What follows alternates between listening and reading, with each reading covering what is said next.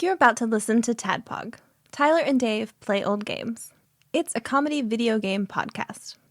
We would like to stress that the hosts are not experts and are really just very crass commentators.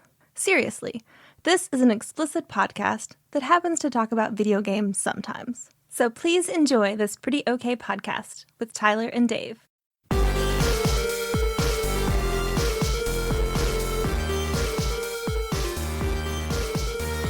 Hello, Internet. Hello. And welcome to the TADPOG podcast, where only three old guys play old games. We're still up. We're still up one more than we used to be. The OG, yeah. It used to just be two. It's odd with Bubba Drewski not here. I feel like that side of the table, it's unbalanced. It's unbalanced. Yeah. I put my bag there where it's like, yeah. I'll just pretend that's Drewski. we need a little hat, We need a little trucker hat. Yeah. some glasses, and a little T-shirt All on right, the bag. this wouldn't be weird. Let's just make a Bubba Drewski. Set all the hot sauces over there in front of that by the mic. Oh yeah. Well, I'll bring like a balloon in and some clothes. The balloon could be his head. A stuffy Drewski. Yeah, So a stuffy. We won't do weird stuff to it. We won't At all, ever. Why does it look shocked? I just bring in a blow up doll, a sex doll. We need the thing like on Airplane, the autopilot on the movie Airplane. Yeah. You have to blow it up. Auto co-host. Yeah. Well, we've got to get used to him not being around soon. I know. Yeah, because he's gotta like fucking move. he ended at the end of the June. I think. Just turn on the job so you can come in and guest host for free. Yeah. Yeah. I could probably get you on at Best Buy. We'll probably get like a whole bunch. Like if everybody just starts donating, I don't know, like $5,000 a month on Patreon. Oh, that'd be great. We can probably, get them back. Easily. Yeah. Yeah. We wouldn't get any of the money. Oh, It would all go to him. Oh, well then we'll probably have to make it $20,000. Then. Well, That's then he's here. achievable. He's only here every other week. Then We could do every other week for now. Look, I'm tired of going to work. Okay. Yeah, I know, right? We got to get those numbers up. I know, right? Patreon.com/TADPOG. TikTok. We got penguins we got to buy. We got to shit in the ocean. we got Jinkum to make. Let's not penguins. talk about shitting in the ocean. We have technically already supposed to have done that, Oh, which I that's totally right. did. I totally did. It was the Gulf of Mexico, That counts. not an ocean, but It's ocean adjacent. But I did It's it. right Just add a there. bunch of salt to your bathtub and we'll shit in it and it's close enough. and it'll really A float. goldfish and a bunch of salt and then we'll if shit. you can rent a jet to take a photograph as an influencer, I feel like we should be able to shit in the bathtub and Yep. call Yeah. it the Yep. ocean. Yeah. I don't know if we're to the Jinkum goal yet. Oh no, we're still so very far from the Jinkum goal. Okay. Or the penguin goal. I can't remember what the penguin goal was either. It had something to do with Super Mario 64 and the penguin. The mommy penguin or whatever. I can't remember. I was actually there when that was conceived, but it's been so long. That's a long time ago. I think we're Might be- closer to Blake's million listeners than we are. Yeah. That list that we're talking about of like Patreon goals might be older than my son. Oh, yeah. Yeah. Very possible. We do have plenty of content older than our children.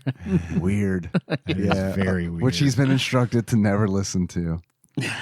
I mean, he can if he wants, but he's been warned. Not instructed, but warned. You're yeah. not going to want to hear this, Yeah, you trust especially me. the early years. Trust me. Well, today we're talking about HAL's hole-in-one Hal. golf. Good old Hal and his Yeah. holes. Mhm. Yep. Mhm. Good old Hal and his one hole. I say, don't spoil my achievements. Yeah, so I got a little nervous too. I was like, whoa. Kind of right there with you guys. We're all about HAL's hole. 3 whole boys. Here it's Adball. I won't say we're unoriginal. I'll say Yeah. we're like-minded. That's true. We Look, just like boy holes. Look, That's I see fine. hole in a game title, and it's like, come on. It's just right there. Yeah. It's ripe for the Right. picking. If none of us do it, Lowest hanging fruit. yeah. Lowest hanging hole. Yeah. Oh man, that's used well. That's a well loved hole if it's hanging low. A lot of miles. Look at the windsock on that boy. My Somebody God. paid that troll toll. Well, before we get into all that, what you guys been up to? Oh, good stuff. Really good stuff. I was talking to the Jakes about the fact that my air conditioner in my car died, but there's hope. There's a lot of symptoms that I identified that aren't the problem, so I've narrowed it down at least to what I think it is, so hopefully be able to get that fixed. Because it's almost summer, fellas, and not having air in your car in the summer fucking sucks. No good. I'm have to get one of those. You've seen the picture of the guy with the window unit air conditioner in his back window of his car. No. And he's like hooked up to the battery with it or something. I mean, it's like fucking, hey, whatever works. Get like a box fan? Well, I mean, I got fans. Box fan doesn't get cold. It just circulates the hot air. But it circulates. Yeah, there's some circulation. But aside from that, the Dresden Files continues. I'm on Deadbeat now. Oh, yeah. After finding out some very crazy, awesome revelations about Harry and some stuff in the last book that's kind of shaping this one almost immediately. Yeah. So yeah, I've really continued to enjoy that. What's the driving story in Deadbeat? So I listen to it all back to back, so they all kind of blend in. Has a child, yeah, right? same. And then leaves it, abandons it. Mavra is trying to get him to get the word of Kemmler. It's the necromancy stuff. Okay, Is starting. okay. Yeah, it's pretty hardcore. This one's good. Yeah, so far. This one has some shit with the Knights of the Cross that pisses me off, but Okay. yeah. Finished Fallout Season 2 finally, which was really good, of course. So it fucking was. good. Man, I keep meaning to watch that, and I keep truly just forgetting. I need to write it down or something. Get a tattoo. Yeah. Watch Fallout. Remember, watch. Fallout. John G says to watch Fallout. Right? Don't trust the school. So it's so... Again, I mentioned this several times. It's so faithful to the games, and it's so well done and so detailed.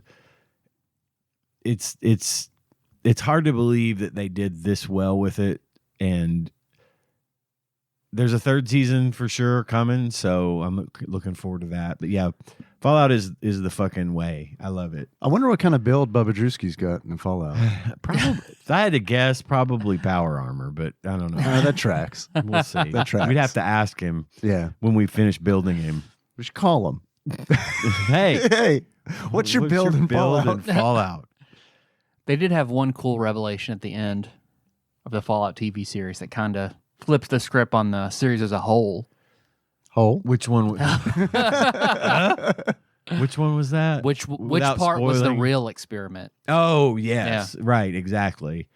So yeah, we went through basically all but like 2 episodes that we had already watched in one day. Just as one of those that I almost have to binge that one. Yep. It's just that good. Oh, yeah. And I don't like to be Fucking Maximus picking up the roulette wheel and the pull cue. just getting ready to deal it to this death claw, right? Yep. And I mean, Walton Goggins is so good. His character as the ghoul is so well yeah, he developed is.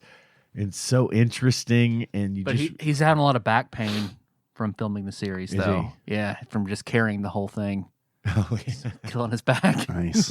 He does. I thought you were being serious. I am. Well, serious. I mean, like, I thought something was wrong with Walton Goggins. I also, so as part of a research project I've decided to do, I mentioned, that our Lord and Savior Dungeon Crawler Carl has a series coming on Peacock. I love the shirt, by Thank the you. way. Has a series coming out on Peacock that's being headed up by Seth MacFarlane and the team that Hell does yes. Ted. Yep.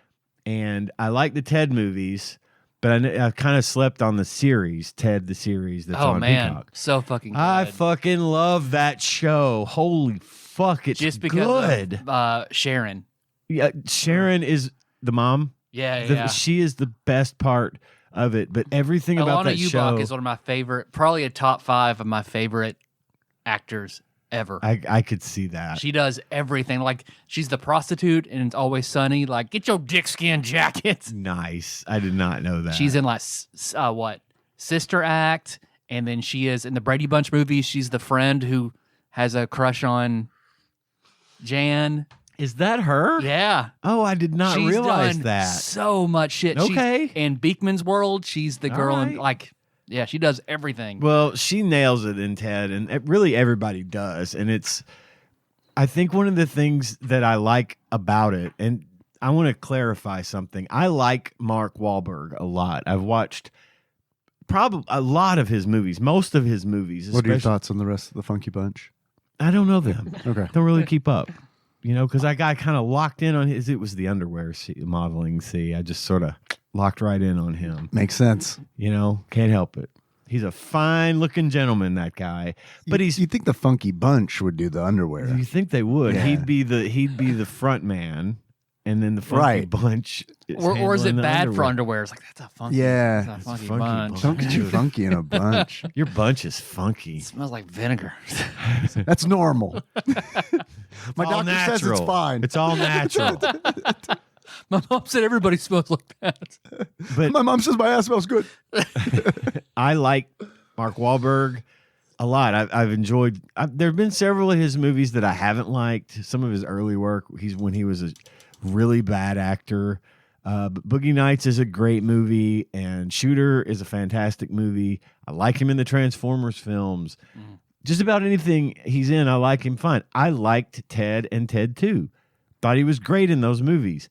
This show is better without Mark Wahlberg because I feel like he's not upstaging. He upstages everyone in the movies, and it's not in a bad way. It's not that it's a bad thing, but this show is definitely better without him in it because you just get more of the broader picture, and not even Ted. The kid who doesn't plays young him is also he's great. fucking great. Yeah. And Ted doesn't even upstage everybody.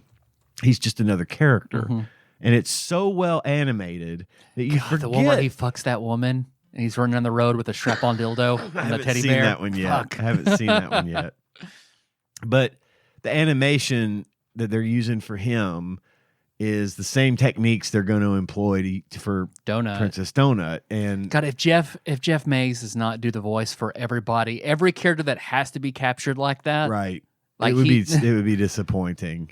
My son started reading Dungeon Crawler Carl, but he's like, "Hey, I picked this up," and he sends me a picture of the book, and I'm like, "Oh, cool. Have you listened to the audiobook?" He's like, "No, I can't do audiobooks." I'm like, maybe. I said, Dungeon Crawler Carl and Dresden Files, you have to listen to. I agree. And I was like, I told him, I'm like, listen, I get the whole audiobooks thing. It wasn't really my bag for the longest time either. But in this case, this was originally done as an audiobook first. It wasn't even written as a book until after the audiobooks had taken off and gotten so popular that everyone demanded he write it as a hard copy, right? It's like, oh, no, it's fine. I'm just going to read the book first, and then I might try the audiobook. I'm like, okay, I'm not going to tell you what to do, but you're going to miss out if you don't listen to the audiobook because 85% of the book's charm is in the voices and the way that whole thing works. So I haven't heard back from him. I don't know how much of it he's read because he's been in the process of moving into his new house and all this stuff, but I'm anxious to see how he feels about it. Because I did see a subreddit, the Dungeon Crawler Carl subreddit, where that topic came up. Should I read it or should I listen to it? And it was basically 50-50. There were several people who said, I read the book, the hardback first or whatever, loved it. Then I listened to the audio, and some that did it the way that I do, which is listen to the books and not read them. And everybody still liked it. So, we'll see. Maybe he will. Knowing him, I don't know. I don't know if he's going to get it like as much as I don't know if he's going to appreciate it as much if he doesn't listen to the audiobook. So hopefully that's not the case and he gets into it. But And last but not least, I finally got to see Project Hail Mary. Yay. And I loved it, of course. It was amazing. Me too. I was I starting went to see it. to get like a little bit worried that I had been looking forward to it for so long. I had been hyping it up in my own mind. I had been telling everybody this movie's going to be amazing, and everybody agrees with me that saw it. This movie was amazing. Mm-hmm. But then I thought, oh, fuck, though. What if it's not? What if I'm disappointed because I end up liking the book so much more? But they did it right. They did a great job. As Dave can attest, Ryan Gosling was fantastic in it. Yeah, that was great. It's a great movie. The story is spot on. It's right there. It's brief. Is Andy Serkis not Rocky because he should have been? It's not Andy Serkis. I know. I can picture the guy who was his voice, but I can't remember his name. But they did such a good job of adapting this to a movie. The movie is brief by comparison. Obviously, there's a lot of montages and things that can summarize, what takes a picture is worth 1,000 words, right? What took several chapters to achieve in the book was handled in no time in the movie, which is fine because it kept the movie moving along and it kept it paced well. And it's going to win several awards just like The Martian did. I got the same vibes from it as I did from The Martian, which is never a bad thing. And it was really, really cool. And 4 stars was in Sage says, check it out. Absolutely. I want to take all my kids to go see it.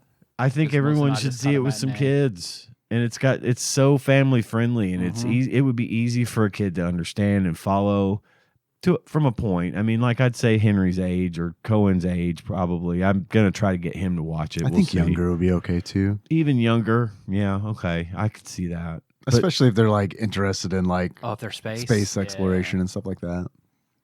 Because I think Henry would have loved this even like when he was like 8. Yeah. I could see maybe some kids wouldn't, but he's always been like really interested in like the solar system and stuff like that. So, but yeah, I very much enjoyed it and glad I finally got to see it. Me too. I'm glad you got to see it too. And that is it for me, I think. What have you been up to, Dave? I ran a Delta Green one shot, which Delta Green is like a Call of Cthulhu X-Files. And there was a Humble Bundle, I don't know, maybe a year ago, months ago, I don't know, where they sold a whole bunch of Delta Green books. So on Saturday, I ran the scenario that is in the back of the Delta Green Quick Start called Last Things Last. And I pulled like some mods, some like alterations that people had made and like shared on Reddit. It was very cool. It's very fun. It uses the same like D100 system that like Call of Cthulhu uses. A lot of the rules are similar. There's like a rule for like desensitization to like violence and helplessness, which I think is interesting. It's like one of those situations where it's like if you pass, I think it's if you pass 3 sanity checks involving violence, you become like inured to it. I mean, because I guess they sort of have that in the regular Call of Cthulhu, but it's like only applies to like butchers. Yeah, I remember that being a line like, "This takes senators unless you're a butcher." Unless you're a butcher, yeah. And then there's also like a new thing or a different thing is bonds, where it's like you, each character has to have bonds, and like a bond could be like a coworker that they like, a best friend, a son, a daughter, a mother, a father, like family. Could be a therapist, could be like something like that. So it's a human connection that's important to them. And then they can use that bond essentially as damage reduction for sanity. So the way that works is if someone has to make a sanity roll, they fail it, they're going to take like 10 points of sanity damage, which will they'd incur temporary insanity. they could be like, oh well, I'm going to use my coworker as like a buffer, and so you subtract part of that. You subtract some of the sanity damage from that bond, and then that has mechanical. That comes into play mechanically in these sessions that are called home sessions, which happen between scenarios.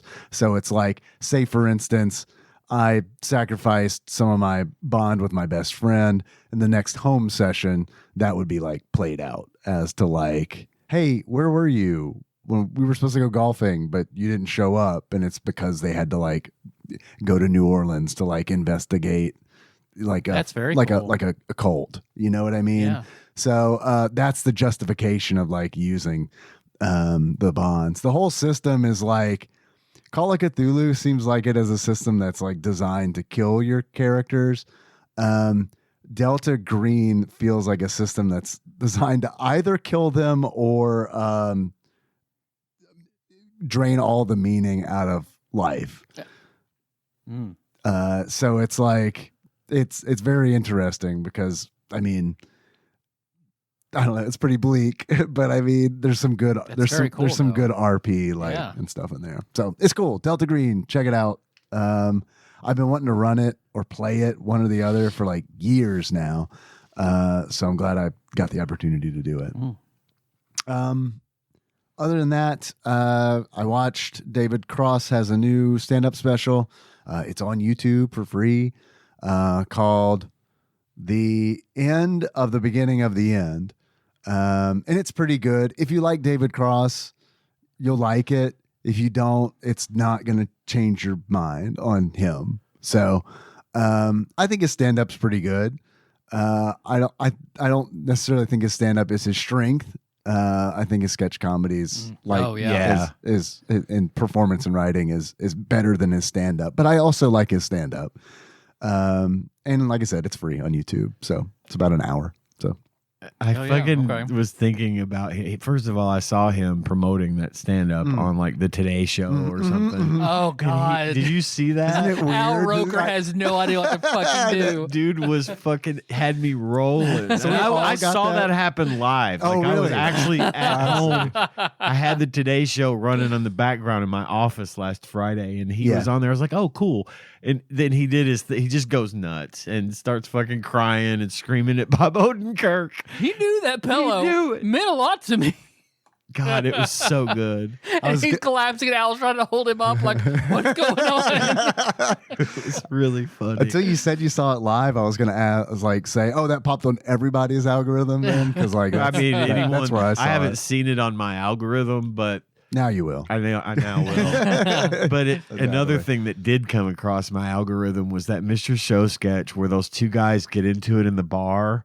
And they start yelling at one. It's him and Bob Odenkirk, and they start yelling at each other in the bar. It's like, "Oh, you're gonna make something of it," and they just keep threatening each other. Yeah. And that keeps up. And it's like, "Oh yeah, well I'll be so far up your ass, you won't know what to do." He's like, "Yeah, well I'll fucking Right? marry you." Yeah. And they go through their whole lives like Christmas. They're like exchanging presents all violently and shit. Then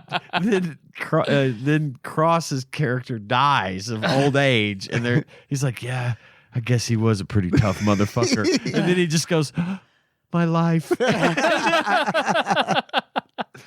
Oh man, I love Mr. Show so much. It's really good. I learned that recently, you guys might know this, but Bob Odenkirk wrote the Matt Foley inspirational speaker character and bit for Chris Farley. I had no idea. I didn't know that. Really? I didn't know that until I watched the Pee Wee Herman documentary. Oh, that's in the Pee Wee And Herman documentary. They talk about because like how involved Phil Hartman was with it. Phil and Hartman then it goes was back huge, to yeah. Bob Odenkirk and I didn't know Bob Odenkirk was involved in Pee Wee Herman. I mean, unless I'm misremembering that, I could have swore because they interviewed him No, or whatever. Him because he was with Phil in Second City and all that. Yeah. No, that tracks. I just had no idea. That's cool. Well, and I also saw a really interesting sketch about the Dana Carvey show. Oh boy, That was on ABC, and it got canceled after There's 7 a whole episodes. documentary on I remember that. watching that as it came out when I was in 6th grade. But what I didn't know is, number one, how fucking sponsors just jumped ship. Yeah. Because they thought they were gonna get Church Lady and fucking Hans and Franz and shit, and they got not that. Nope. Right. Yep. And there was the thing they were one of the things they were talking about. I did not realize that fucking Steve Carell and Stephen Colbert got their start on that show.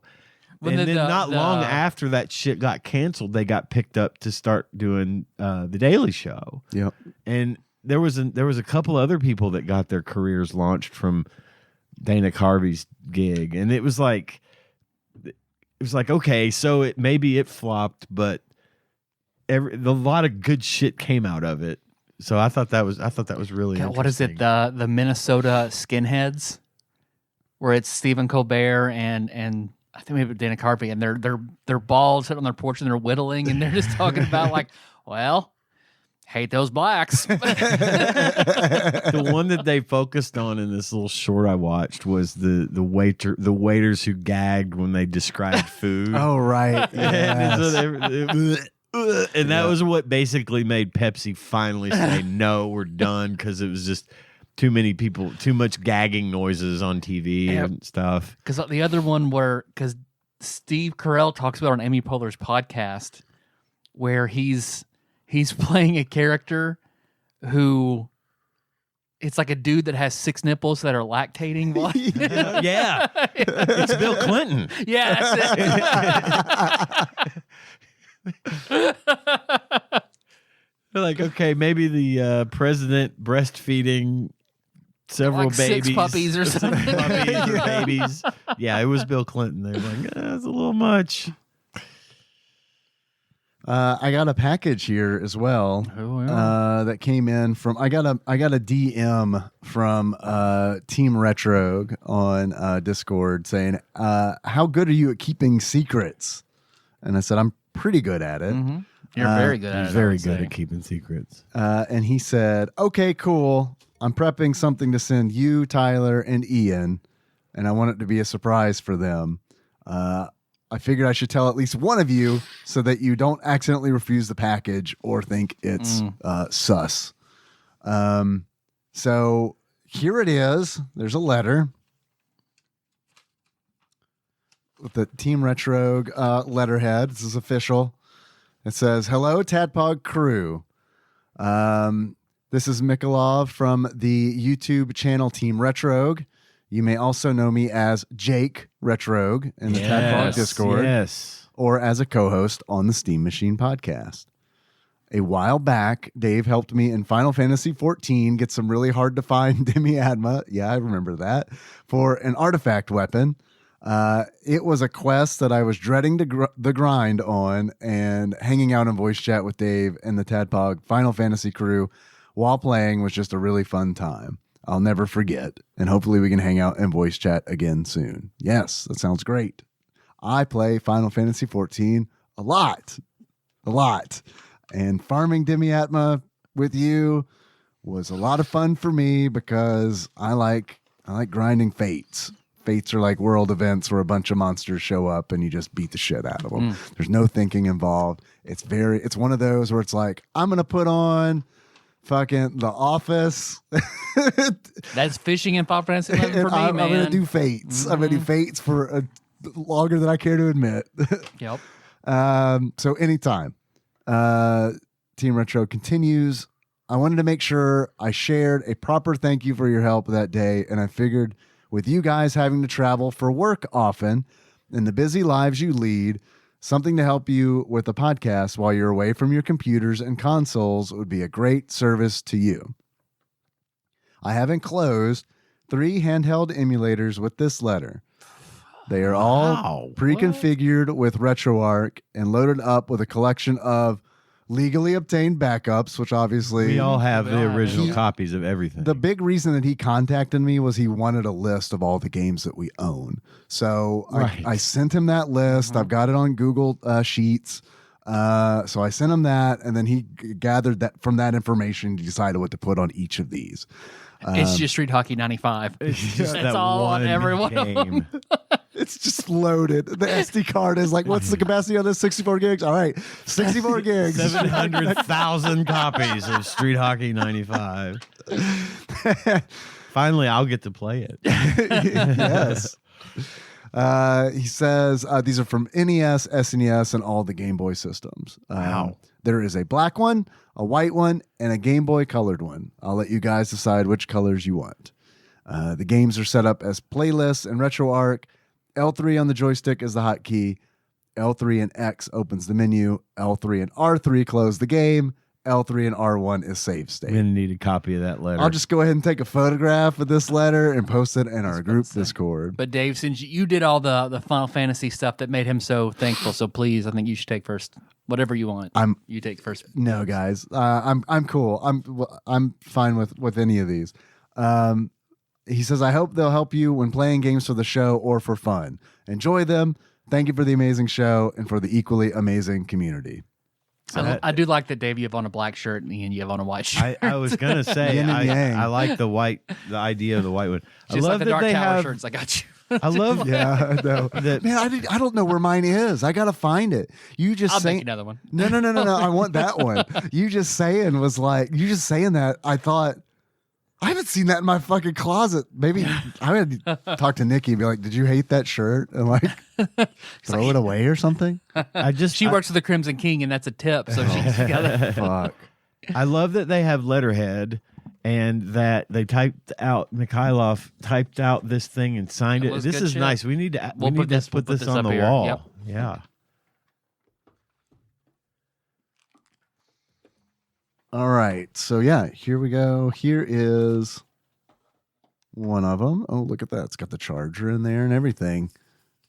Here's the Game Boy colored one. It feels really good. God, it's got nice It's weight got a to it. It's got heft. Yeah, it feels really good.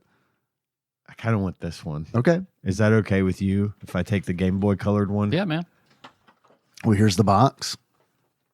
Holy shit, Dude, man. this is nice. I know. Yeah, It is really nice. It's a for everyone listening. Ambernick? Is it an Ambernick? It's a Pocket Air Mini MediaTek, Okay. but Fuck it feels yeah. So this will really be a huge boon to knocking out these shitty Nintendo games. Well, it Yeah. will. I mean, I sometimes don't want to boot up my computer and fucking deal with all that. So, yeah, God, thank you. Seriously, man. this is an amazing gift. Here is the white. If you want White. to check Looks one, like check that Famicom. one out. I know, isn't that cool? Yeah, got a real Famicom Dude, kind this of is like feel to real, it. This is legitimate shit. Holy fuck. Yeah, Yeah, it's really nice. It is. And then here's the black. Oh man, and a USB-C charger. I know. Dave, I bet you probably like the Famicom. I do, but I'm Yeah, but yeah. but I'm Knox, good with me, fine. man. I'm good with either. No, I love a BBC. Okay, You can have all right. BBC. Thank you. Thank you, This Team Retro. Needs to be. Oh yeah, dude, this is fucking amazing. Needs a charge. God damn. Yeah, that's a really really The triggers generous feel gift. good. Yeah, yeah. This will go in my work bag. Same. I doubt that I will go many places without this. Yeah, dude. This is perfect. Now we don't have to play the game before the show. We can just play the game as we do the As show. we do the show, Right. Stream, yeah. stream of Yeah, consciousness. that's live. right. Yeah. it's like the shittiest like Twitch stream ever. They don't get to the audience doesn't get to see the game. And all we do, all you hear is You just- click, Click, click. beep, Yeah. beep, beep, beep, click, click, click. Fuck. Yeah. God, I hate Safe this state, game. low Chat, state. what's a birdie? Load state. Load state. Yep, there's a Ah. box. I am extremely. Oh wait, is this the right? Are all the box tops the same? They all look like that. Yeah, all the Okay. box tops are the same. Yeah, this is insanely generous. And Yeah. again, Mikhailov, Team Retro, thank you. And anytime you wanna play some Final Fantasy, let me know. Absolutely. So you guys know 90210, the series. Yes. Familiar with it. And it's named that because the zip code Right. for Beverly For Hills. where it Beverly was. Hills, right? Uh-huh. Do you know what the zip code is for Dawson's Creek? I don't. 90212. 90108. 90108. Nice. For- Hell yes. that was on Caleb Hell Heron's yes. podcast. Damn.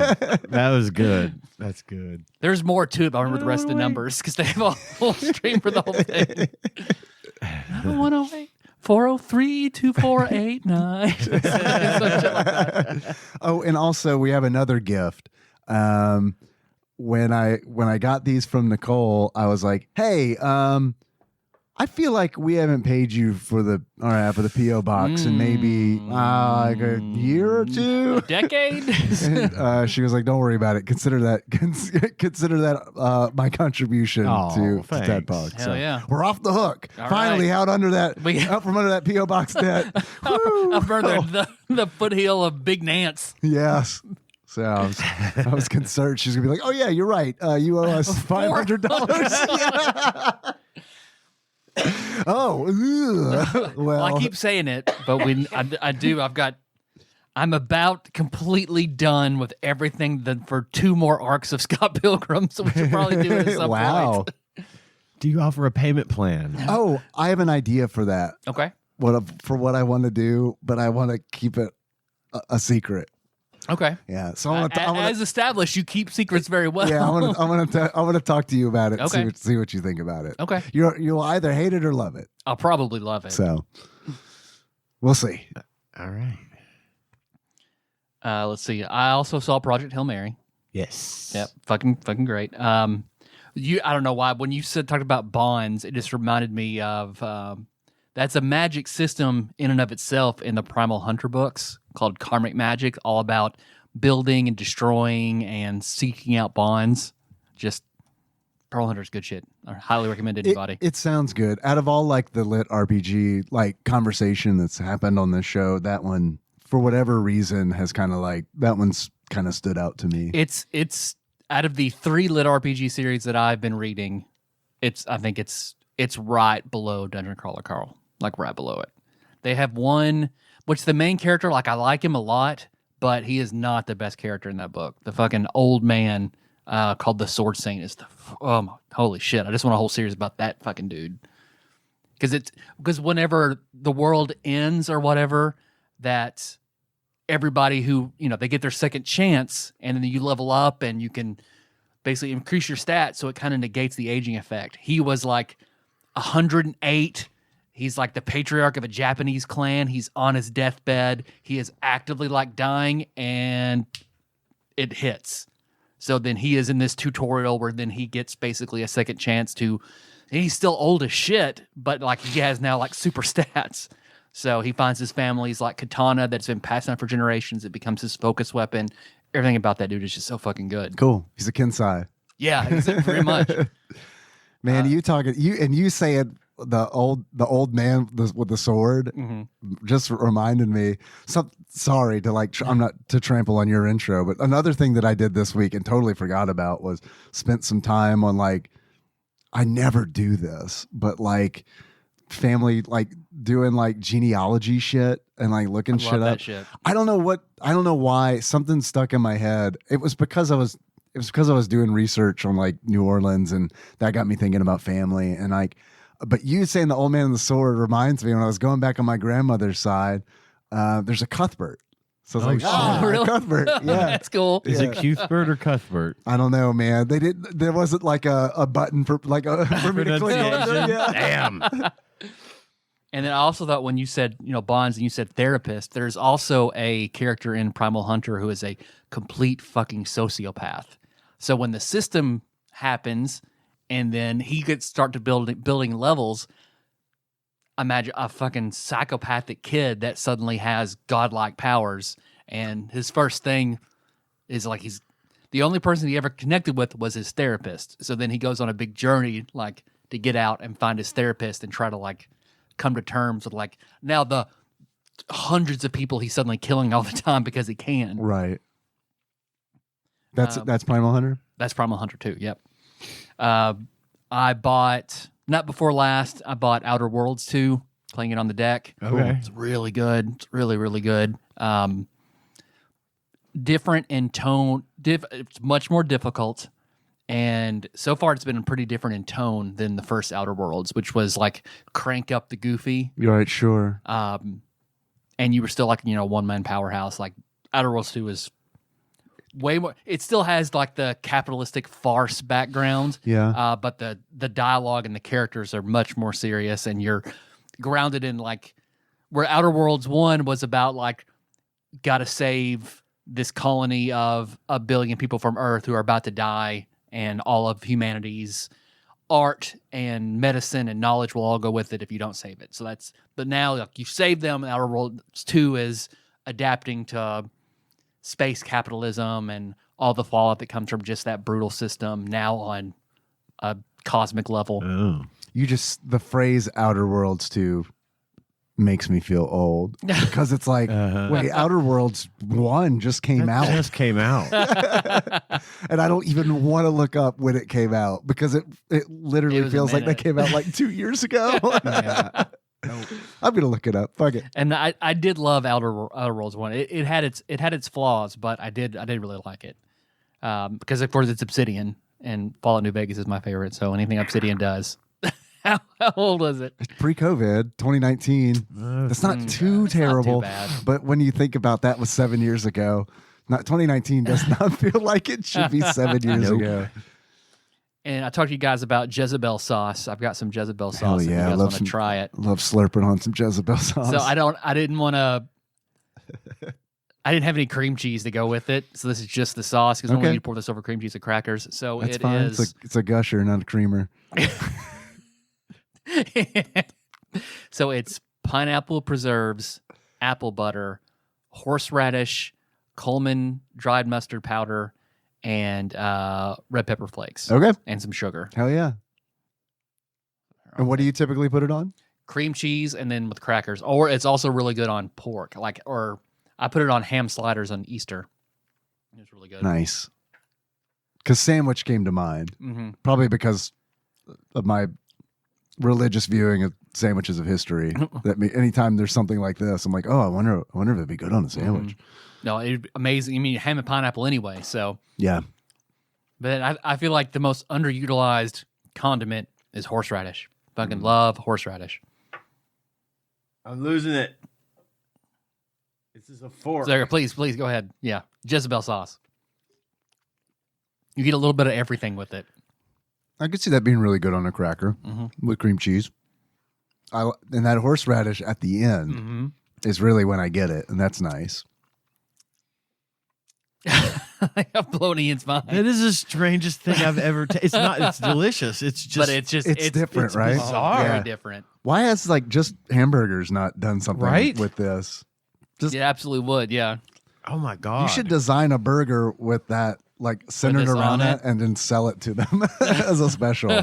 trademark. Yeah, the TADPOG. Come on, this is great. Oh, this shit. is great. The Gooder sandwich.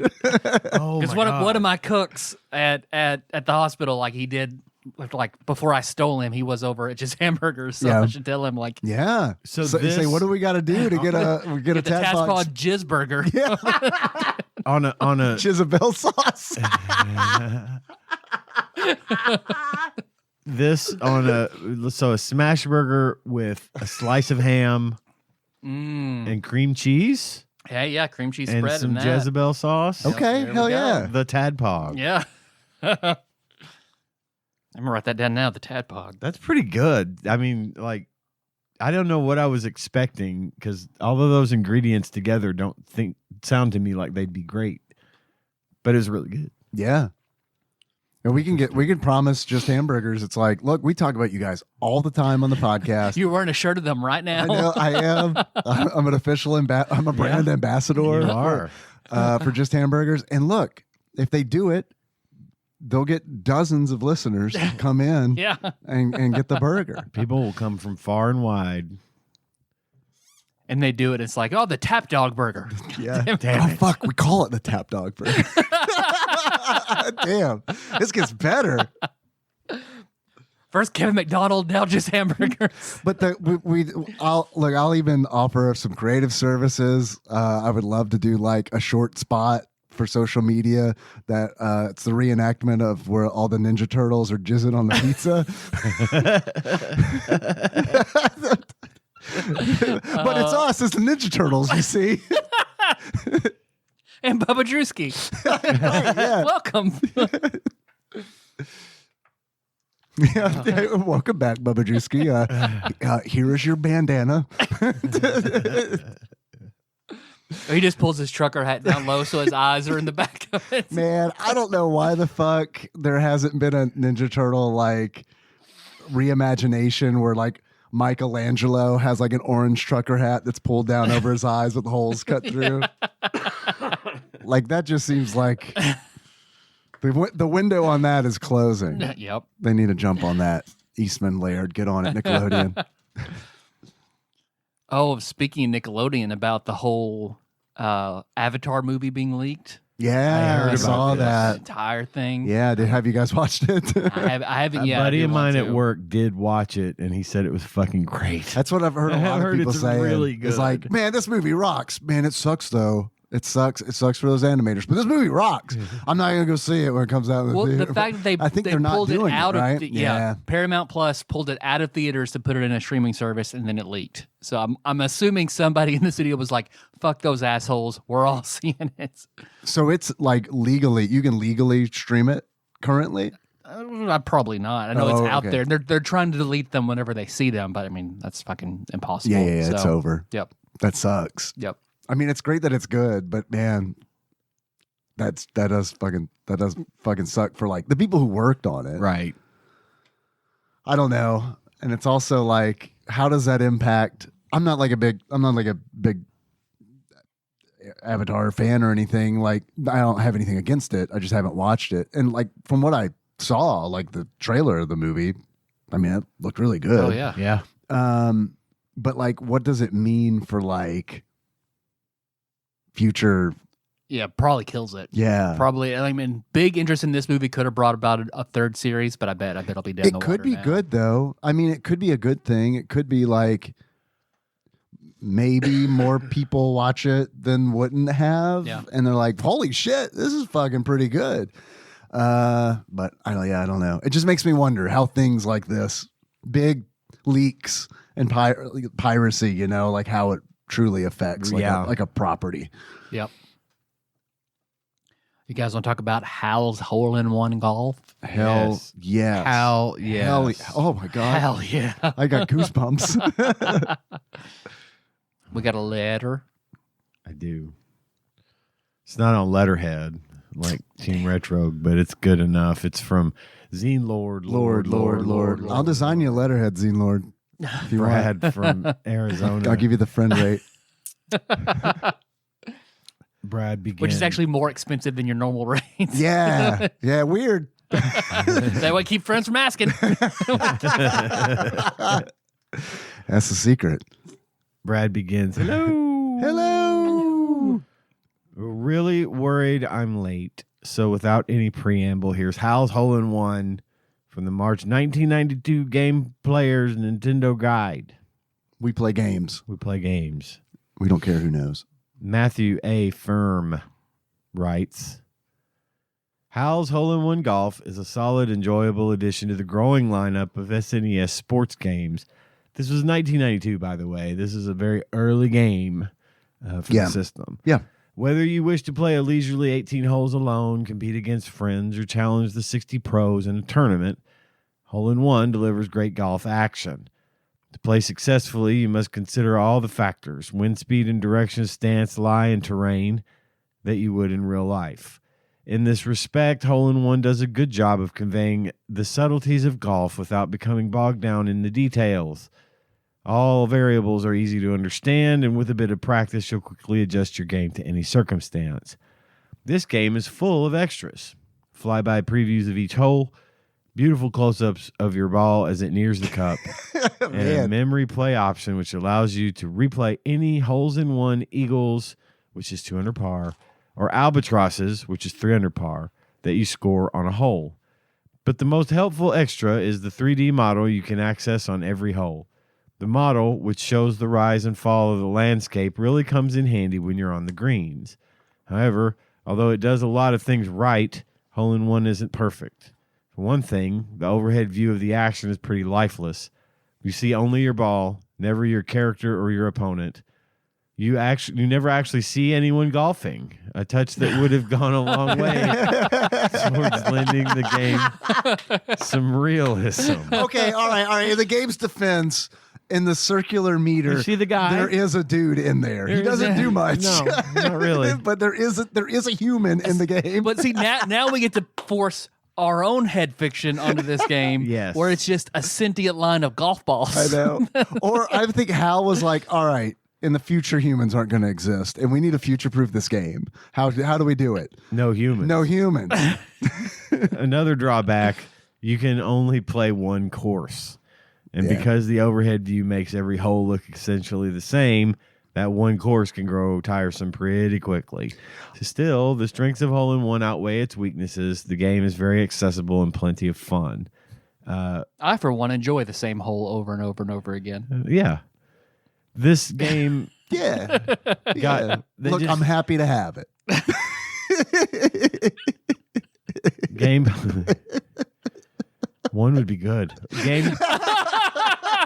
Game Player's Nintendo Guide gives games apparently just one number, and it's good. 6. It's good. They're keeping it at a 6. They keep it at a 6. Hell yeah. Game players gonna play. They gonna play. Thank Thank you, Zine Lord. Thank you, Zine Lord. You know what? I get the criticism about like there only being one course, but maybe this is because it's so early on in the Super Nintendo that they're like I imagine like people who love like golf on like golf games on the NES are like, I cannot wait until the Super Nintendo comes out and I can play more than one course. And then the Super Nintendo came out and it's like, dude, I'm not like a big golf video game aficionado, but it's like I feel like all of these have just one course. Well, I think a lot of them are, depending on your golf knowledge, and if they can get permission from the PGA to use like Pebble Beach, right. or the Masters tournament, then I think it adds to the realism Sure. for a fan. Right. But in this case, this is just golf, baby. Yeah. It's just the golf. it's the very first golf game on the SNES. Is that right? Yep. So it came out a month after launch. This came out. So it's got that going for it. I guess it's the Yeah. first crazy early. They're still 10% into what the SNES can actually do, especially for someone who's not a Nintendo developer. Right. I think it's got a lot going for it. It's not a great game. It's not super engaging, but it's just golf. It's and it works. It's straightforward golf. It works. If you like a fine, golf yeah. simulation, yeah. But I don't think it gets like too into the weeds. Like it's still enjoyable. It's literally a golf term. Go ahead. Oh no, I just think it's very straightforward. There's really no bells and whistles. But like the benefit of that is like I can't help but compare it to the most recent golf game we did, Mecha Robot Golf, which fucking sucked. It was awful. And this is so much better than it that. is. Because it's not as slow. It's not slow, and it's easy to pick up and play, just like the article said. If you've ever played a golf game, you'll be able to play this with no problem. It's got this 3-point swing and everything just works and it's fine. It's fun. I won't. Fun is a bit strong. I don't want to say that I had a lot of fun with this, but I liked it well enough to say, yeah, it's a pretty good game, especially considering that it's the first golf game for the system. And the little touch of the ball going in the hole, and there's several different animations that they include. It's not just the one. Sometimes the ball will like jump, like hit the far side of the hole, or it'll bump. And that looks really good. It does. really does. I was surprised how good that looked. Yeah. I thought the music was very good. Yeah. That's probably my favorite thing about the game. I wish Agreed. there was more music. Yeah. but like I thought the music was really good. I mean, no irony there. It was just like it's kind of like this. And again, no irony here. I truly enjoyed this, but it's like it felt to me like Weather Channel smooth jazz via Pilot Wings. Like, I mean, that's like the vibe I got from it, and it's like that's fine. Listen, if I wasn't, I could go to sleep to that. If I wasn't watching the demo screen of Sonic when I was high, I was listening to the Weather Channel. Just listening to that music, and I love that fucking just music. Let that shit drift you off into a peaceful slumber. Because for the longest time, anytime we would stay over at McElwain's cabin, the sleep music was always Final Fantasy X, the beach or whatever. He would make it to that point and then crank it up, and then we'd all just go to bed. That Weather Channel music, man, that like hits a real nostalgia vibe for me because my dad watched it constantly. So it's like one of those where it's like, because he was working on getting his pilot's license, so he was obsessed with the fucking weather. And I remember hating it at the time, but now whenever I hear like music like in HAL's Hole in One Golf, it's like, oh damn, this fucking really takes me back to a place in time. Did you guys get hail the other day? I didn't, but a coworker did. Hailed like a motherfucker here for like 20 minutes. So I'm going to try to get a new roof out of it. Yes. Hell yes. I don't know if this is coming through. I can hear it. That's all that matters. Yeah, baby. Takes me back. Yeah. Hell That's yes. some Kenny G in there. All right. Hell yes. I don't want to stop. We don't typically have a backtrack, but we could. Just let it play. It's an hour long. Hell, that's the new thing. This one is an hour long. That could be Scott Pilgrim. That can be the theme to Kenny's room. Whenever you guys go to Kenny's room, I'll play that in the background. Perfect. We'll get copyright flagged so fucking hard it would silence the entire episode. See, not with video game shit though. That's why I always make sure if it's a video game, music is always a gray area. Yeah, so even if it's a popular song, I'll find the video game version. Version of it. Okay. We could like Speed Racer. When I put in the Speed Racer, whenever you guys made the Mach 5, I found the video game track and put it in. And I've never gotten any flags. Henry hasn't said it yet, but I'm positive that I annoy him when he's watching YouTube because he'll be watching YouTube, and from the other room I'll be like, "That's from Super Mario World. That's the athletic theme from Super Mario." Henry. Oh, what it changed? That's from Undertale. It's like I feel like there's this like torrent of like video game music that like all popular YouTubers like when they're like they reach a certain like subscriber count and then like they get an encrypted email that's like, here, you need this. This is the torrent with all the MP3s that we use. We got Super Mario. We got the Super Mario World music. We got the fucking all the music from Undertale. We got a little bit of this, a little bit of that. I feel like I hear a lot of the same songs. They're good songs. Yeah. I see why they picked them, but it's also like, as much as Nintendo loves to sue people, I'm surprised that this is a thing. Anybody can even get out there. Yeah. I add this to my extensive Scott Pilgrim notes. Kenny's theme for his room is HAL's Hole in One Golf. No, that's Weather Channel. Oh, that was the Weather Channel. Yeah. Oh, I can bring up the House Hole in One Golf. Yeah, let's do that. That sounds great. That's what I thought it was. Let's see. Here we go. Amazon offers hourly. But say damn. I don't have the I don't remember this at all. High fidelity. I don't have premium anymore.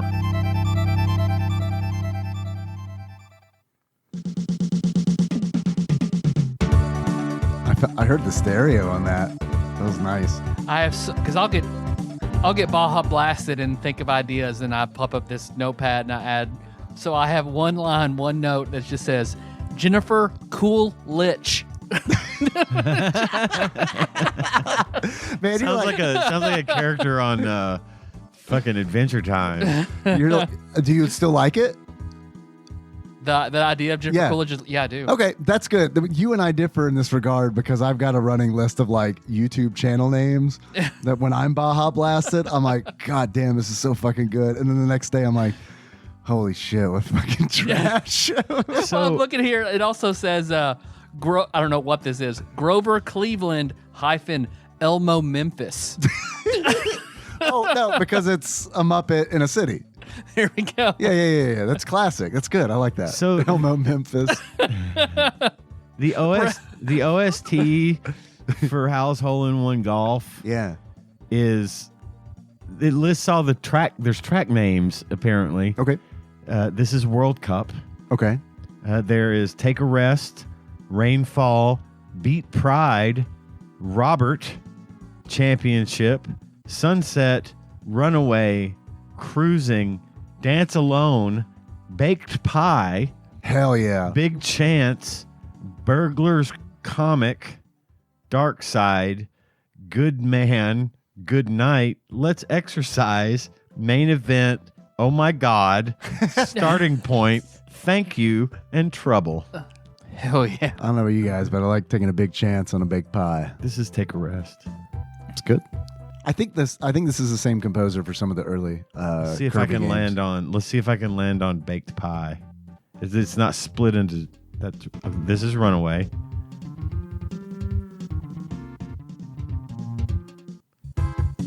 Cruising. It is very Pilot Wingsy. Cruising is long. I think it's the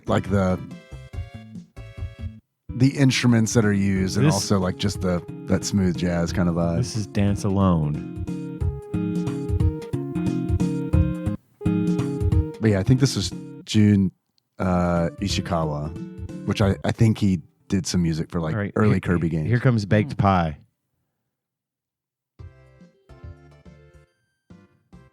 We just made a baked pie. Yeah, that was a real short. That's like these are the little. Ooh. No, I wanted that to keep going. Damn, that was Burglar's Comic. That's I think that was Burglar's Comic. I Uh-huh. think that's the music it plays when you like hit a water hazard or a bunker, Gotcha.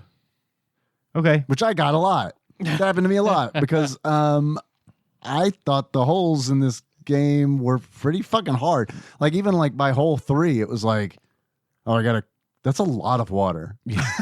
Like that's a lot of water. Yeah.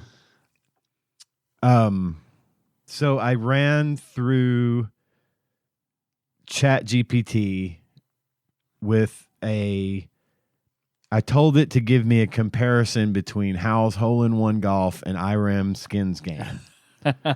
Okay. I'd like to see what it had to say about that. Sure. IRAM Skins Golf, game. period. Core gameplay mechanics. Let's see. All right, HAL's Hole-in-One Golf. Classic 3-click swing, slower, more methodical pacing, emphasis on wind reading, club selection, clean execution. Feels like you versus the course. IRAM Skins game. Did I have that turned on? I did. IRAM Skins game. Similar swing base, but more forgiving timing, slightly more arcade feel. Matches are structured around skins scoring. Each hole equals prize money. Tie equals carryover pot. Feels like you versus personalities plus pressure situations. So I'm hearing is way more depth. It does. I'll go down to the summary because I'm not going to go through it all. If someone wants a tight, skill-based golf experience, HAL's Hole-in-One Golf is the way. If someone wants a fun, personality-driven golf game with stakes, IRAM Skins game is the way. Neither replaces the other. They actually complement each other really well. So, apples to oranges, apparently.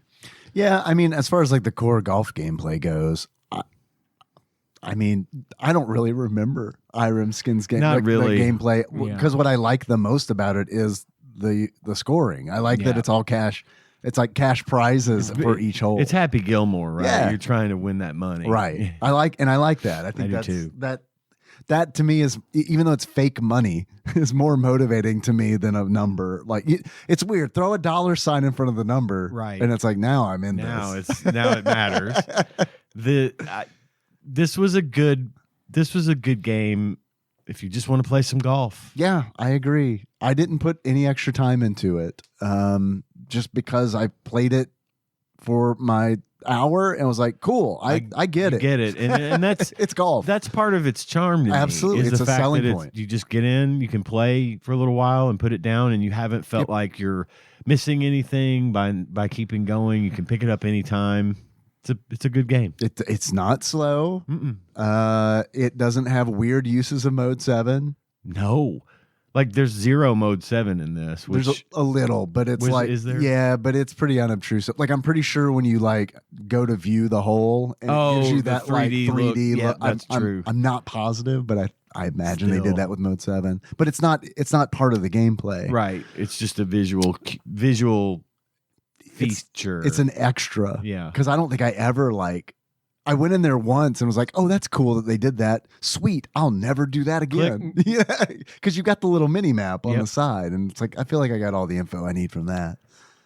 But that's unfortunately that's about all there is to say. I mean, it's a great little golf sim. Mm-hmm. Early on, they took advantage of the system in the right way. They used the system properly. I think they didn't overbloat it. It doesn't have any weird. You don't get bogged down with this who to pick and golfer to pick. You pick your clubs, you play, and that's that. It's good in those ways. I thought the putting was a little weird, A little bit. but I think part of that is like it's really weird to not see a human putting. I don't know what that. I don't know exactly. I can't really explain that because it's just a line. You Yeah. know, it's just a line that shows where it's going. It's And basically like pool. yeah, it is. And then also like it's all a little weird because like when you're doing the long game, you're doing like 3 taps on the button, 1 to start it, 1 to stop it to get to for the power, and then a 3rd to stop it. I guess for like accuracy. It's accuracy. Yeah. But with putting, it's different, and that kept throwing me off because I wanted to tap it 3 times, but Right. you really only tap Tap, it. tap, tap it in. Tap. Tappy, Oh shit! tappy, Achievement. tappy. Claiming it. Damn. So I don't know. That threw me off a little bit, but I mean, eventually I got used to it. One of my achievements is going to sound like I don't like this game. Well, what are your achievements? Are we ready for that? Yeah. I am. My first achievement is everybody, have you heard? If you're in the game, stroke's the word. Stroke it. To get that, you win a game of golf against a computer opponent by completing this course with the fewest amount of strokes. Nice. Mm. I was hoping it was going to be play this at a wedding reception. Play this while watching Billy Madison or Happy Gilmore.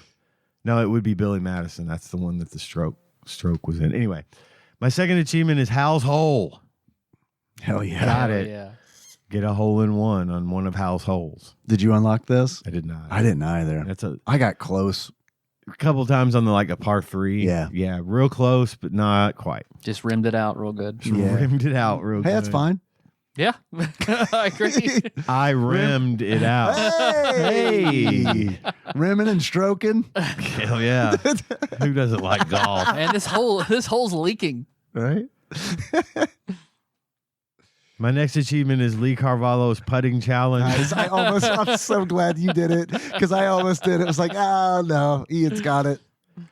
to get Lee Carvalho's putting challenge and not Bone Storm. You never miss a putt, but never really get that excited about it. Nice. It's like, on to the next. And my final achievement is, and this is the one that's going to sound like I don't like this game. Okay. HAL's hole-in-one golf. I served with IREM Skins game. I knew IREM Skins game. IREM Skins game was a friend of mine. HAL's hole-in-one golf. You're no IREM Skins game. Somebody's calling me. Who calls me? Probably some fucking lawyer. And My to get spam is out that, of fucking control today, boys. What? My spam Yeah. calls today. Holy shit. Today particularly? No, yeah. Wow. It's always bad, but today has been like, goddamn.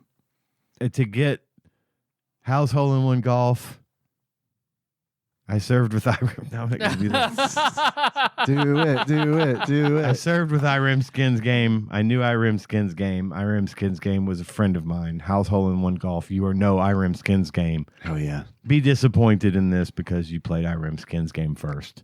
Again, nothing but love to House Hole in One Golf, but you know. I feel you. Look, man. If given the choice, I would rather play IRM Skins Game. I mean, if I had to choose between this and that, Flashier. Got that dollar sign, it's got baby. the dollar sign. All they got to do, we need the HAL's Hole in One Golf ROM hack where they just put dollar signs.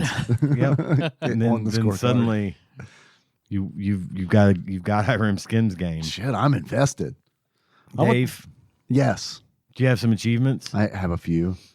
My first achievement is, look, Dave, I can see you're really upset about this. I honestly think you ought to sit down calmly, take a stress pill. and I think was things gonna go over. there, and I knew you would, so we traded. Oh, I love it. In order to unlock, look, Dave, I can see you're really upset about this. I honestly think you ought to sit down calmly, take a stress pill, and think things over. You missed 3 putts on a single hole, losing to the computer AI in a game of HAL's Hole in One Golf. My next achievement is the future is now, old man. In order to unlock the future is now, old man, you defeat HAL in the match play challenge mode, Okay. because that's who you play against is a man named HAL. Bonus points if you take 3 of your invisible golfers and stack them on top of each other, and then the bottom one nut punches HAL. Squiggles. It's like your dad's bagel, man. And my next achievement is, wow, I wish I felt anything, which is a Pete Holmes joke to all the Pete Holmes heads out there. In order to unlock, wow, I wish I felt anything, play Hole in One Golf. Okay. Because that is my biggest criticism about the game is that it's not very exciting. No. It's I feel like it's a good golf game, but it takes a lot for me to get excited about a golf That's game. That's where I was going with my Lee Carvalho's putting challenge achievement. It's like you hit a putt and you're like, I hit that. Yep. It's Time to go to the next hole and try to Right. do the same Yes. thing again, only better. and I feel like the game was well made. Yeah. I mean, there's a lot that I like about it. It's just not very exciting No. for me. No, not really. And my last achievement is Oops, Wrong Hole in One Golf. In order to unlock Oops, Wrong Hole in One Golf, you unlock this by going into practice mode. You start playing hole 2 and then very quickly switch to hole 1. There is a practice mode Hell yeah. where I spent most of my time. That was an anal sex joke. All right, Tyler. All right, I've got Oh. As most good jokes, the ones you have to explain. they're the ones you have to explain. Yeah, absolutely. And my first one is nice hole, Hal. In hole in one. Gross hole, Hal. 5 over par. Ooh. Mm. And then holy hell, Hal. 10 over par. Did you unlock this? There you go. Yeah. No, so I probably spent 10 minutes because it was just like fuck. Okay, I got it. I'm good. I don't like golf simulation, Mario Golf, or get the fuck out. Like, yeah. See, I used to- an arcade sports game, cool, all for it. Simulations, fuck off. One of my favorite games for like PC, and I can't remember the exact name of it. It was a golf game. Is And it on DOS? it was on DOS. It's probably the same. Look, I feel like we were in the same It had the floppy piracy circle. absolutely, and Didn't it know had the 'cause- most wonderful ambient noise, like birds and wind, and Oh, I didn't have a sound card when I played this. yeah, so- it was like it was somewhat lifelike. I mean, it was like a more modern, more of what you would see from more modern golf games than this. You know, there was a golfer and Oh, okay. a fairway and trees and birds and sky and things, and I loved playing that game. And sometimes I would just have my golfer just stand there while I did other things and listen to the ambient sounds of the birds and the squirrels and all that good Taking it stuff. in, Yeah. soaking it up. Yeah. So there's definitely something to be said about ambience But if you don't like it, you don't like it. That reminds me of like when I lived with Captain Gunner John Turley, when I lived in his apartment, whatever version of Tiger Woods, it was like might have been the first one. I don't know. Cause it was like I remember it being a big deal where it's like, you can make your own golfer. And I remember spending forever in the fucking character creator making me. And then like I got done and Nikki came in. She's like, "Is that you?" And I said, "Yeah." Yes. And she's like, "That's cool." I'm like, "Yeah." And then I was like, "I'm done playing the game." I didn't play a single fucking bit of golf in that game. I just heard the character creator. We're just gonna Kim Jong-un it and just say like he got a hole in one on every 18 holes and he never went He's back. great. He's the best. Tyler. Yes, Dave. Or do we have other stuff to do first, don't we? There are a few things. Yeah. We have a few things. How much do we think someone would charge us for this video game? Hard to say. I bet It's got to be cheap. it's got to be cheap. It's got to be cheap. I'm going to say $8, and I think it's just because everybody probably had this. And it's a sports game. It's a sports game. The first If it was golf the first game. one, anybody interested in it probably would have bought it up. It was HAL probably developed it, so it probably was. I assume it's at least common, right? Yeah. I don't know. Yeah. So I'm going to say $8. Tyler, what do you think? $16. I'm gonna go $11. Grim sent this one in, so let me click on this spoiler here. Okay. HAL's hole-in-one golf for the Super Nintendo, used on average, according to price charting at the time of this recording, is, are you ready, Ian? $7.50. Ooh. Ian takes it. Do you feel like that's a fair price? Absolutely. I do too. I think it's one that $8 is worth it. Yeah. It's a good $8 game. I don't want to go out of my way to buy it, but I feel I like bet that's you wouldn't have reasonably trouble priced. finding it Right, somewhere. Sure. Which makes me wonder, what do you think Flopsy has to say about this game? I think we could all be in agreement that this one's going to be common. Yep. Especially after that, definitely common. Dare we go very common? Man, maybe. Because, again, it was the very first golf game for the Super NES. It was probably a lot of them sold. It's probably a lot bought at the same time as the NES to give to Dad, or Super NES to give to Dad for Christmas. Yep. But I would bet it quickly petered out though. So once more started coming up, Better, that had more bells and involved whistles, games, and right? so I might just stick with common then. Common's probably right, and then I would say Flopsy gave this 3.5 stars. 3.5 stars. I'm Good. good with that. I can do 3.5. All this feels Yeah. right. Speaking of Flopsy, I've got something to read from the Discord when we get done with this segment. Okay. So we're going common 3.5. Yep. According to Flopsy, aka the Ultimate Nintendo Guide to the SNES Library 1991 through 1998 by Pat Contry, courtesy of Monster Mole Mike and Shadow Mysterious Benefactor, which may also be Monster Mole Mike. Hole-in-one golf, parentheses, HALs, is a common video game. All right. They give it 4 stars. Damn. I Okay. don't disagree with 4 stars either. fine I with thought it. they were going to be a little harder on I'm it. fine with it. But yeah, that's a fine score. And that's a rare score for a common game. Yep. It's a rare score anyway, but Mhm. usually the 4-star games are a little bit less common. Mhm. Good Okay. for them. All right. I agree with Flopsy. I'm good with it. Speaking of, got a little comment I'd like to read from the general chat and honk memes section of the Discord, the TADPOG Discord. Honk. Honk. Honk honk. Honk, honk, honk. It's To quote Sandwich Quote Phil, honk honk honk. bit.ly/TADPOG Discord if you'd like to jump in on the conversation. It's free. We're in there a lot. But not for long. I'm in there all the time. If you're in there now, it's free. If you come back next week, $20. So get in now. So get in now, right? Unless we forget. Don't hold us to that. Yeah, we might forget. Dig Dougie writes, as yard work and a partial basement remodel take hold, I am catching up on my beloved Tadpog. After the SimCity 2000 episode, I had noticed 2 things. Number 1, Sorry, Tyler, but as someone who works in downtown Flint, we still haven't figured out the water.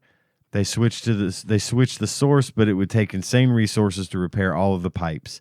They say it's safe with a filter, but a lot of people I work with will not touch it. I don't think I would trust that. I've seen the either. filter systems people have set up in their basements and stuff, and it's like fucking it's extensive. Really? What they've had to do. It's not just like sand and charcoal and like a big jug, because that's what I would do. It's like the big hydro cylinders or whatever, like 8 of them across people's basement walls and stuff. Good Lord. Wow. Yeah. Number 2. That's what I've seen on TikTok. Tell me if I'm wrong. Do you have an 8 cylinder Flint filter talk. system? Flint talk. Number 2, isn't the SNES guide Flopsy Jr., No. since the NES is the older system, and there is literally an SNES Junior system. Okay, you can boo me heavily for that second one. Sorry, love you guys. No, We just call next it- question. That was it. Maybe just call it regular Flopsy, like we say regular Nintendo. So there's Super Flopsy and regular Flopsy. And Flopsy Jr. is in digital form Yeah, and not Much a physical book like Flopsy Sr. much smaller and came after Flopsy. Yeah. That's why Flopsy Jr. Right. And also, this is technically Flopsy 2. Yeah. Electric Boogaloo. Electric book. Yeah. Because the biohazard that is the original Flopsy is in a hermetically sealed container along with the original train whistle that no one should ever, ever, ever open. Right. But we look at it. We look at it a lot. We and I do look think- at it a lot. I don't. Yeah, it's in your back. It's plotting It's against you. behind me. I can feel it, but I don't see it. I feel its aura. I feel Trainsy looking at me. All right, continue. What's left? What do we do next? Well, Tyler, if you were to give this game a beard, what kind of beard would you give it? Well, I've combined, once again, my beards and my glasses Okay. to one single character. Okay. So if I were to give this the beards and glasses of a single character, I would give it the goggles and chin strap of one Moomin Rider from One Punch Man. Hell Wow, yeah. okay. Hell yeah. So Moomin Rider is, of course, like a C rank, just a dude who rides a bicycle. Yep. But he has one super amazing, courageous moment where he stands toe to toe with like an A rank fucking monster just to save people long enough for Saitama to get there. So this game is like your basic, no frills, like regular human, but it does one good. It was the first one on the scene. It's there, Moomin Rider. Hell yeah. That's great. When I play Overwatch, I've got so many skins that I have all the heroes set to random. And so I'll favorite all my skins and then set random from favorites. So when I play, I don't know what skin it's going to be. And when I play Soldier 76, I have a Moomin Rider skin for him. He also has a crashing like play of the game movie cool. or whatever. But whenever he comes up and he's wearing the Moomin Rider skin, I'm like, cool. I forgot about that. What would you guys like to do for next week? Did we do a beard? I tell you, Yeah, glasses. the We do glasses. chin strap. Yeah. Got it. Oh yeah, what do y'all want to do next week? But light bake. Have we done one this month? Haven't done one this month. Would you like to do a light bake? Sounds good to me. Okay. I'll never turn on a light bake. Take some calls. Call some Call people. some people. Yeah. You don't have to tell me how good my coffee is. But do it. Get the fuck out of my house. But what am I worried about, Ian? Because when I listen to podcast, when Bonnie listens to podcasts, She listens to she shit. listens to shit. I like to taste my podcast. Me too. Okay, light bake it is. But I'm not worried about my podcast, Ian. I'm not finishing that. one. Lied. Have you seen that SNL skit where I think Vince Vaughn is hosting and Bill Hader's like, so today I've been working on my breakthrough memory techniques where all the actors use my technique to break through their short-term memory problems. So now presenting short-term memory theater. And like as soon as the guy walks in, he just stares. What's my line? And that's the whole, like, they had to be prompted for every single line for like 5 minutes straight. It's really good. Nice. So I love Bill Hader. me too. No, because he You don't see he breaks during the Californians, Of course, a lot, right. But that's one of the other times I see him break doing that when he's doing that because Fred Armisen says something like he comes in wearing like an NBA windbreaker instead of his regular costume, and that's what that meant. I guess that was in rehearsal Fred because you Armisen's see great too. Of you course. see Bill Hader break when he walks in the jackets. Yeah. In that vein, we typically in a light bake situation, unless we just get onto some really good tangent, we'll probably take some calls. So listen to the thing at the end for the number. It's out there. You can call us and leave us a voicemail, and it's a good chance we'll play it on next week's episode because we don't have a lot of voicemails to sort through right now. 270-883-2555. If you don't want to listen to me doing my scripted post credits, whatever. I mean, we might have another hour in the tank. I don't want to make them wait that long, just in case.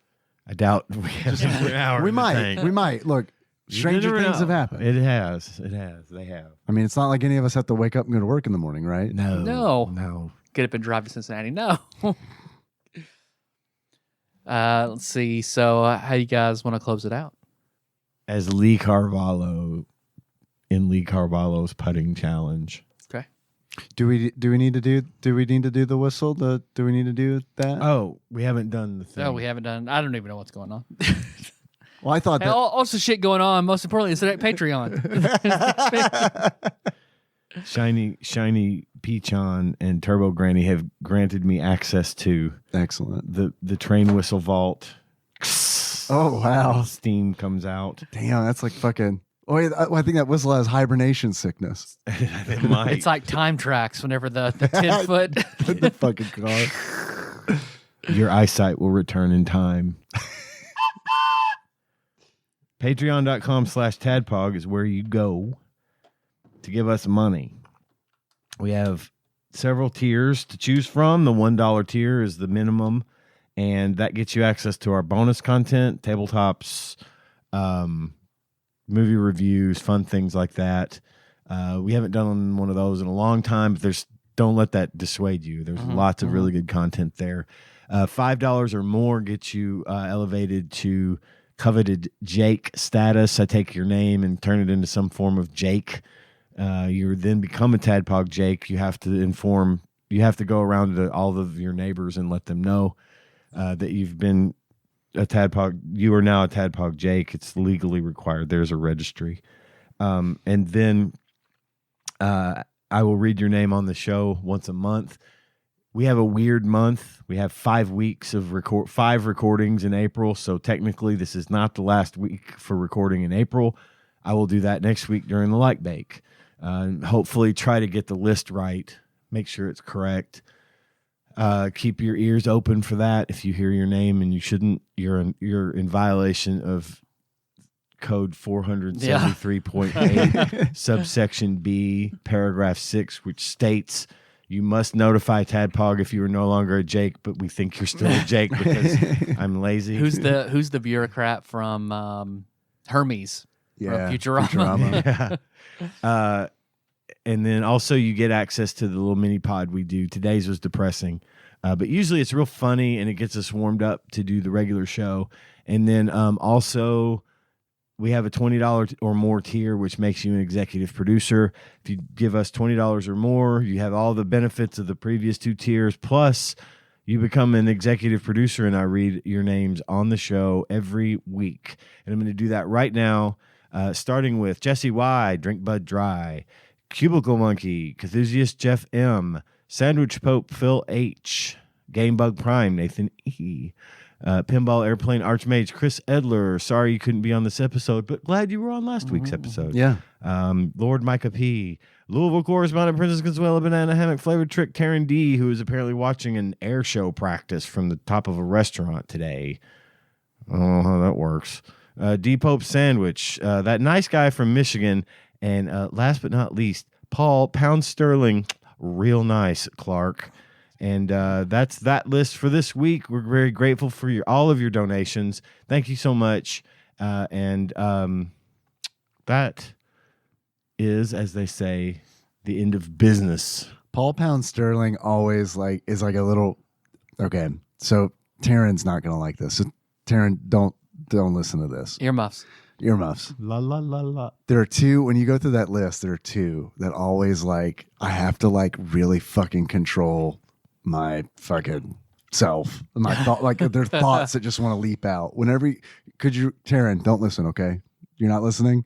Could you read Taryn's name like you normally do? Louisville correspondent Princess Consuela Banana Hammock Flavor Trick Taryn D. Taryn D's nuts! Every fucking time. I'm like, do it this time. It's like the fucking Sith Kermit meme. It's like, say D's nuts. Well, Taryn Say D's nuts and Taryn Cunts. The wife of former listener Kyle Cunt. Oh shit! Yeah, I forgot about that. Wow, that's a blast from the past. We're tearing nuts and cunts. Yeah. Hey, listen, just hamburgers. You still in with us? Look, The cunts burger. All right. not only are we tearing these nuts, it's a British burger. Calm down. They say it all the time. But the other one is when you do Paul Pound Sterling. Every time I'm like, say Paula Poundstone. Thank you. Yes. Thank you. Paula Poundstone Sterling. She on Cameo? I don't know. That's a good question. I would say I haven't thought about her in a long time, but I literally think about her every week. Yeah, when your hunger's poking at you. So, all right, Taryn, you can listen again. Taryn, earmuff, take them off. You're good. Take them off. It has nothing to do. My intrusive thought has nothing to do with Taryn herself. It's just the organization of those syllables is just like, man, say D's nuts. All right, so I just Paula, got a flashback to me being on every Google Meet when I try to speak and 40 people say, you're on mute. You're on mute. Paula Poundstone is on Cameo, but she is currently unavailable, and 1.1K fans want Paula Poundstone to be back on Cameo.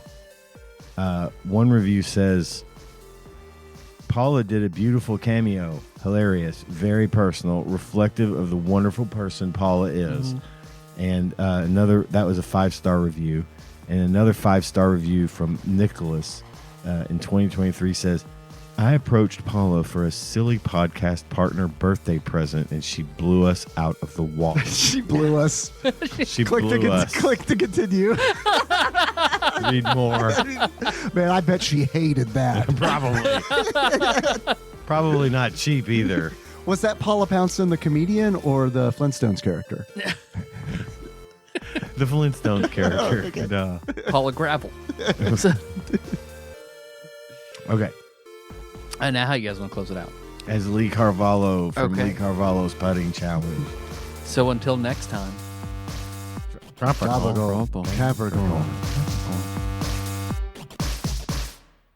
TADPOG is hosted and produced by Tyler Holland, Dave Moore, and Ian Chandler, and releases new episodes every Wednesday. You can find them on Apple Podcasts, Spotify, YouTube, and just about anywhere else podcasts are hosted. If you have a question or comment for the hosts, don't hesitate to call us at 270-883-2555 and leave us a voicemail. If we like it, we'll play it on the show and respond. If you'd like to send us something, you can do so at TADPOG Studios, care of Nicole Nance, P.O. Box 3785, Paducah, Kentucky 42002. If you'd like to donate to the show, visit patreon.com/tadpog, and with a minimum donation of $1 per month, you will get access to all of our fun bonus content. Join the conversation on our Discord server at bit.ly/tadpogdiscord. Registration is free, and we'd love to have you there. If you enjoy our show and haven't already, don't forget to find and tap that subscribe button so you don't miss anything. Thanks for listening, and we'll see you next week.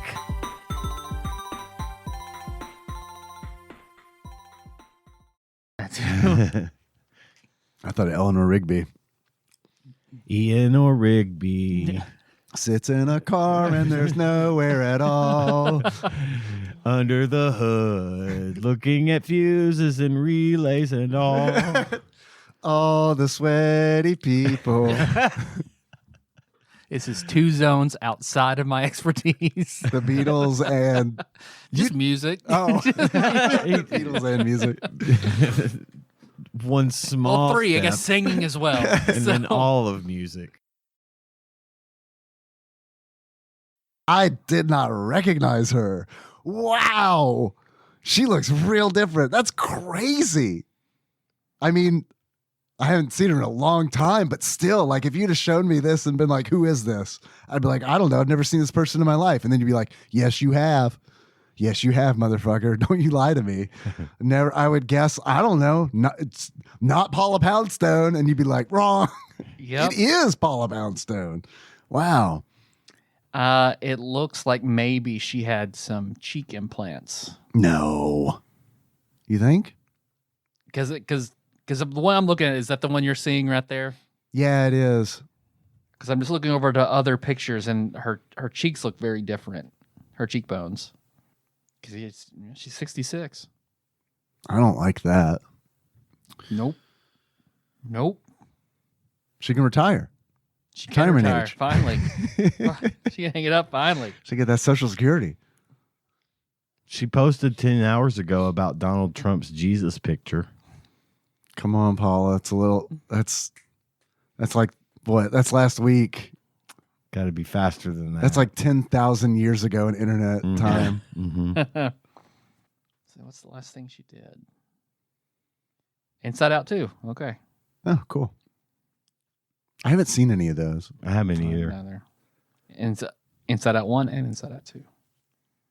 Home movies. Oh, right. Yeah. All right. There's your Paula Poundstone stinger. Paula Poundstone moment. And for this New week's Paula section. Poundstone Yeah.